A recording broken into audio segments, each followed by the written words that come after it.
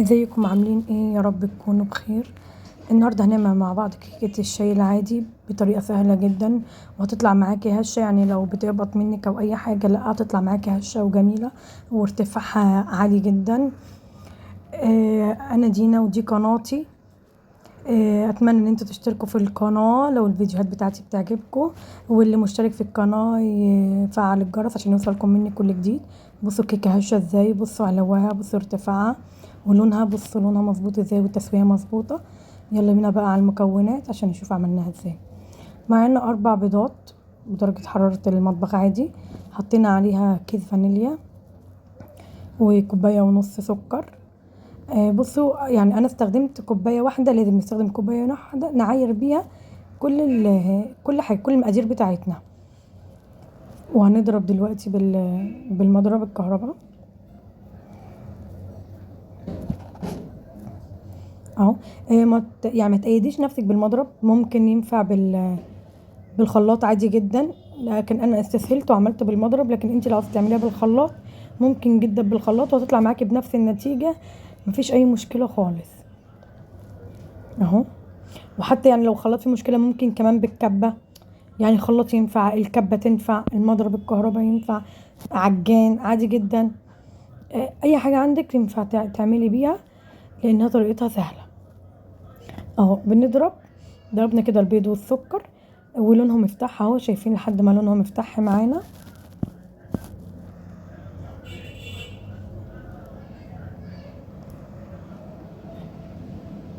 اهو.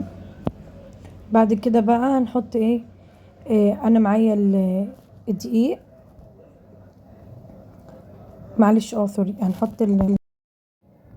هنحط الزيت، كوبايه الا ربع زيت اهو، وكوبايه لبن بنفس المج، كله بنفس المج. احنا بنحط السوائل في الاول، يعني كل السوائل اهو، كوبايه لبن. وهنضرب برضو هنشغل المضرب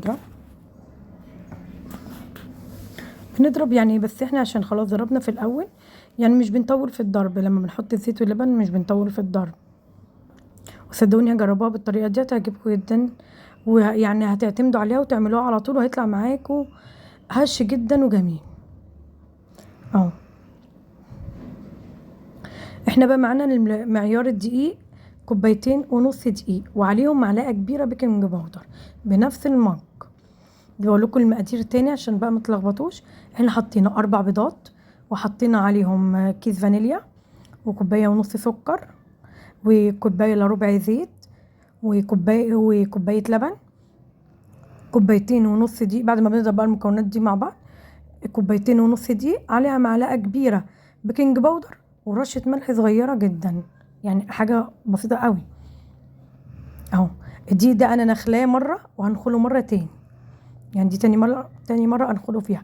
بتنخلي الدقيق على قد ما تقدري، عشان كل ما بتدخلي الدقيق كل ما بتطلع معاكي هش اكتر اهو. بندخل الدقيق هنا بقى، مش هنستخدم المضرب تاني خلاص، المضرب الكهرباء هنستخدم اللي هو المضرب اليدوي. خلاص كده مهمة المضرب الكهرباء انتهت اه. والكمية اللي احنا عملناها دي ممكن نحطها في صينية 24 26 عادي جدا، هتطلع معاكي ارتفاعها حلو جدا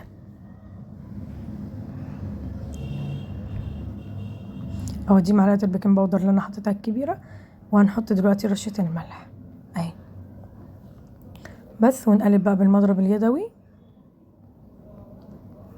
تنسوش بقى لو كل اللي يجرب الكيكة وتعجبه، تنسوش تشتركوا في القناة وتعملوا لايك اهو. بنقلب بالمضرب اليدوي.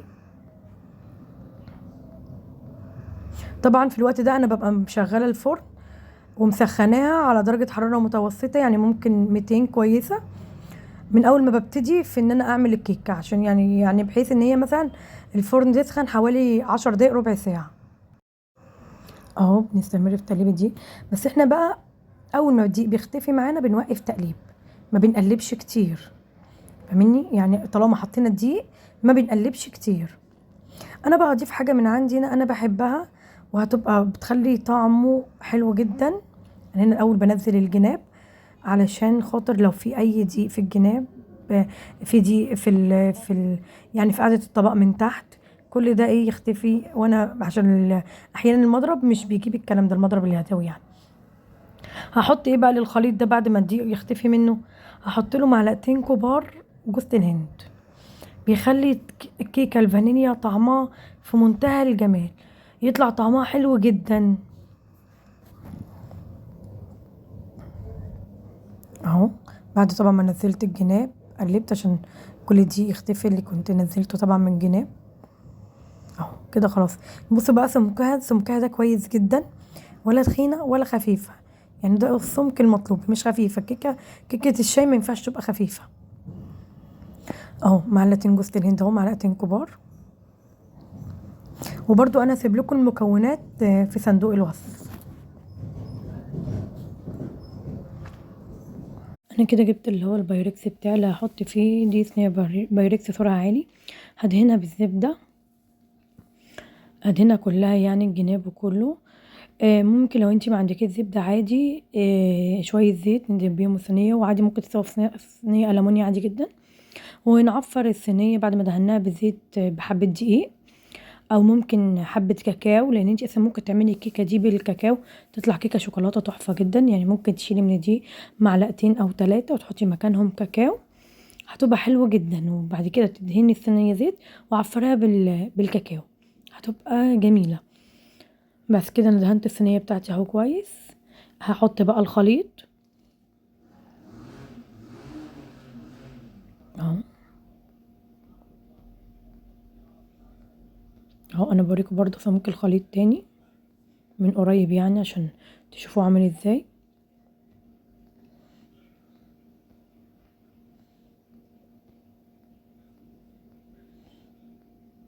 ما تنسوش طبعا زي ما قلت لكم الفرن بتبقى شغاله من اول ما ببتدي فيها، وبعد كده ما بفتحش عليها غير بعد نص ساعه. لو فتحنا عليها قبل هتهبط، لازم يمر نص ساعه وبعدين نفتح. وهي بتقعد في الفرن حوالي ساعه الا تلت، ساعه الا ربع، بتبقى برضو بترجع لدرجه حراره الفرن. اهو نزلنا الخليط كله.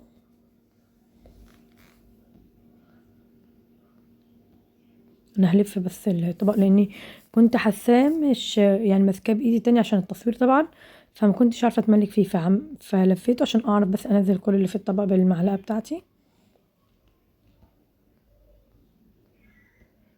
اهو طبعا دي عشان بايركس انا يعني مرضتش اخبطها على الرخامه، لكن دي لو صينيه ألمونيا ممكن حضرتك تخبطيها مثلا خبطتين ولا حاجه علشان يطلع منها اي فقاعات هوا.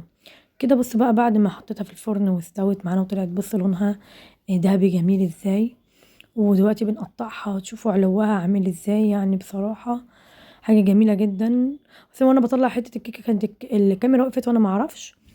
بصوا عاملة ازاي، بصوا كيكة هي، بصوا ارتفاع الكيكة، شايفين عاملة ازاي، حلوة جدا طرية جدا. يا بصوا عمالة ادوس عليها طرية جدا جدا.